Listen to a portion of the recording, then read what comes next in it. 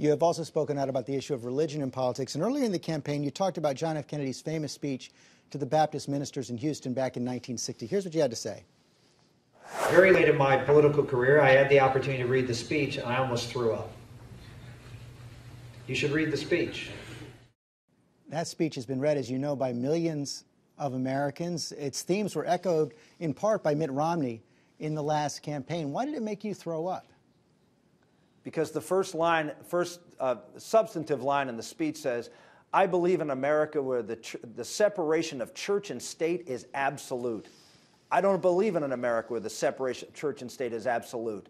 The idea that the church can have no influence or no involvement in the operation of the state is absolutely antithetical to the objectives and vision of our country. This is the First Amendment. The First Amendment says the free exercise of religion.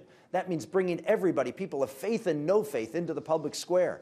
Kennedy, for the first time, articulated a vision saying, no, faith is not allowed in the public square. I will keep it separate. Go on and read the speech. I will have nothing to do with faith. I won't consult with people of faith.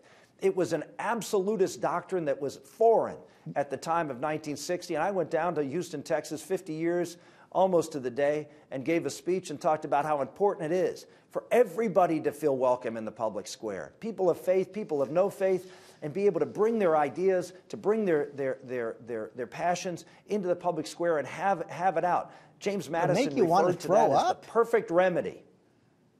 Well, yeah, well, absolutely. To say that people of faith have no role in the public square, you bet that makes you throw up. What kind of country do we live in that says only people of non-faith can come in the public square and make their case? That makes me throw up, and it should make every American. And we're seeing from a president, someone who is now trying to tell people of faith that you will do what the government says. We are going to impose our values on you. Not that you can't come to the public square and argue against it, but now we're going to turn around and say we're going to impose our values from the government on people of faith, which of course is the next logical step when people of faith, at least according to John Kennedy, have no role in the public square. We got a lot of questions on Facebook and Twitter, and I want to play one of them to you from Doc Seuss, Chris Doc Seuss.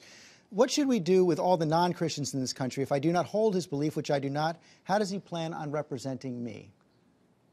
Yeah, I just said. I mean, that's the whole point that upset me about Kennedy's speech. Come into the public square.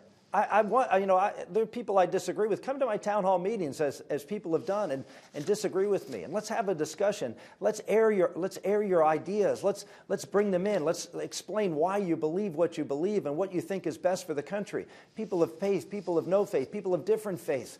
That's what America's all about.